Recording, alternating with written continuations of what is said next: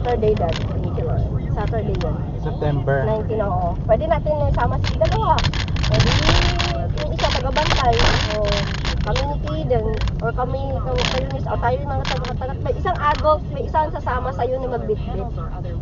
Maraming tao yun eh. Kailangan sama-sama tayo. Dala din tayo ng eco bag.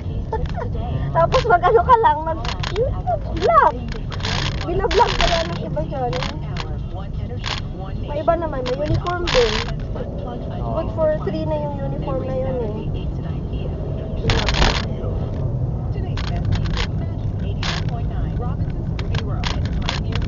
din sila.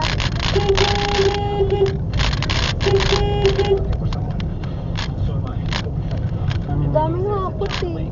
Iba nga pag una-una ka talaga kung mauna ka sa first ano nila September 19 talaga mga nananadya na to.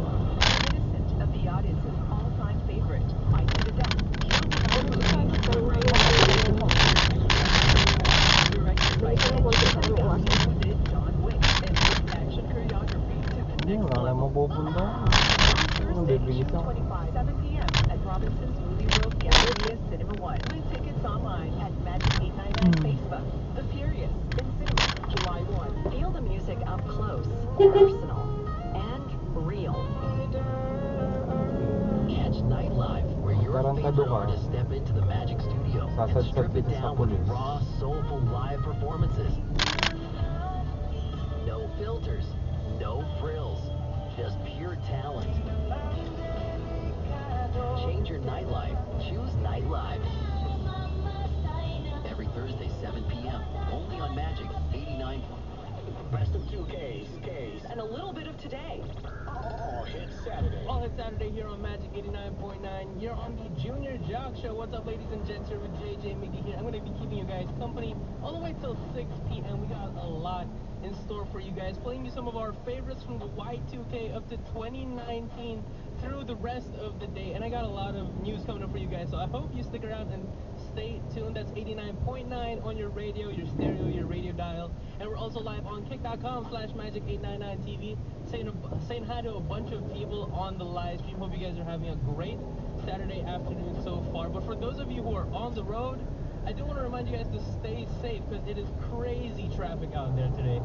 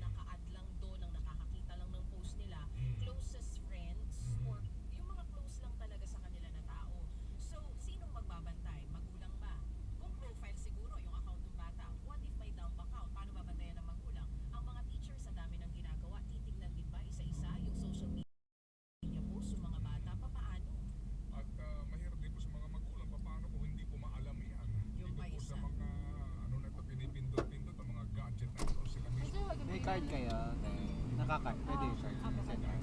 Magkano pick up? Full tank. Ng? Unleaded. Unleaded. Wait.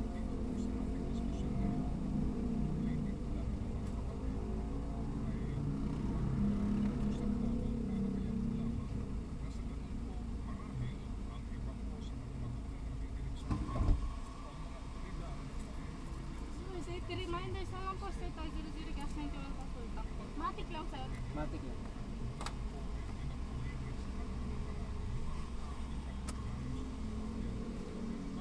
Kasi, sir. Tas card payment po. Marami po kasi ang mga dahil po sa kanila pong mental health situation, lalo na po doon sa mga well, biktima ng bullying, that's one, no? Yung iba din po na para bagang ang feeling po nila unfair ang mundo. Marami pong ganun sa lahat po sa atin, no? Tayo po ay bawat isa sa atin may mga pagkakataon po na meron tayong sariling kalungkutan, di ho ba? Pangungulila o sa panahong ito, yung pong materialismo na sobra-sobra mga kapatid, ano ho, na nagiging gawin na po ng iba at nagiging kumbaga parang ano na ho nila, no? Yan po ang norm ngayon. Marami po talaga ang nagkakaroon ng depression. So may mga iba na nanggagaya. Ginagaya ang iba sa ginagawa pong mali. Ang iba po ay ginagawa pong kriminal. So ito lang po, no,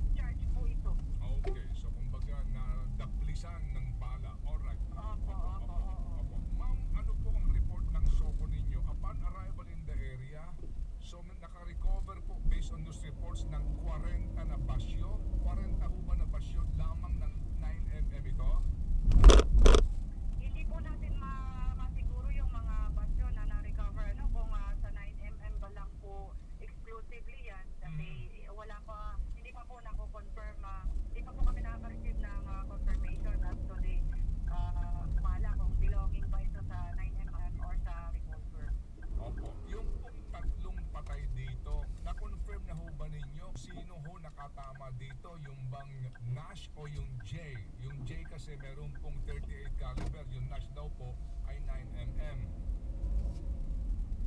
Opo, hindi pa po natin ma-confirm kung alin sa dalawa ang cause ng death ng tatlong ito.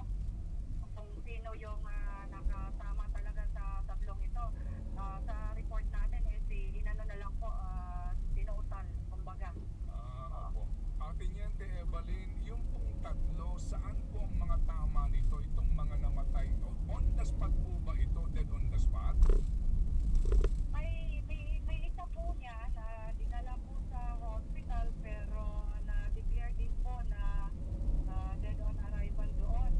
At pagkatapos po yung dalawa po is pinuntahan na lang po sa sa school at na-declare nga at doon na nawalan ng buhay yung dalawa. Oo. Saan ho ang mga tama nitong sinawing palad? Diin ini maigo, ma'am.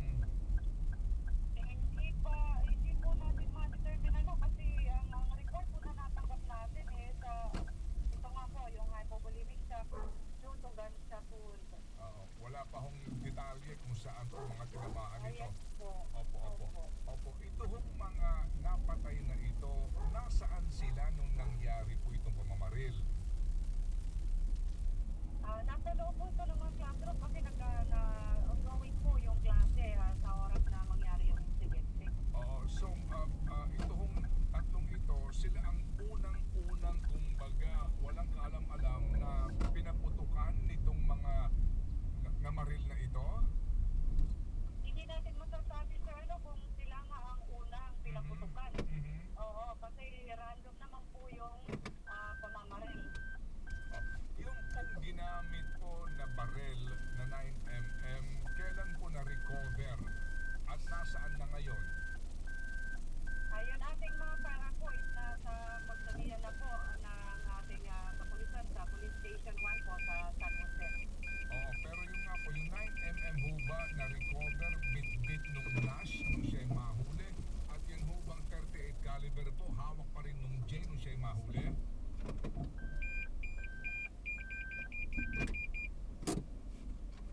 Sandali po Hindi po, hintayin po namin ang result para po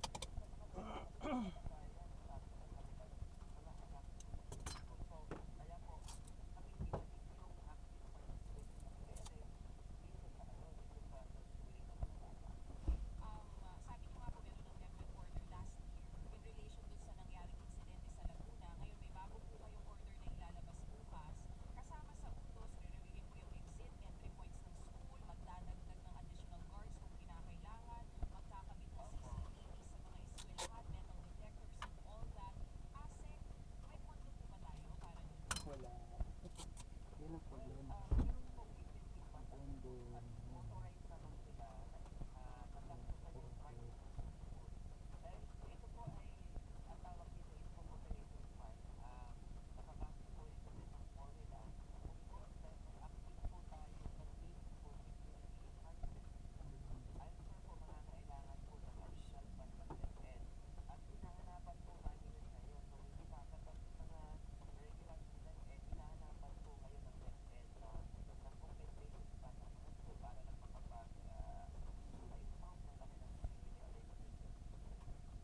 Dito po, malaking tulong yung LGU, ASEC, no?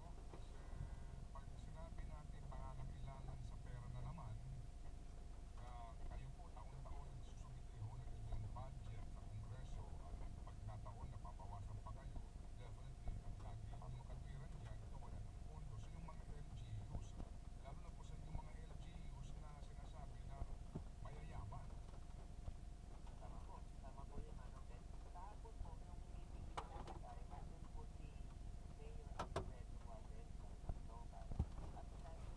yeah.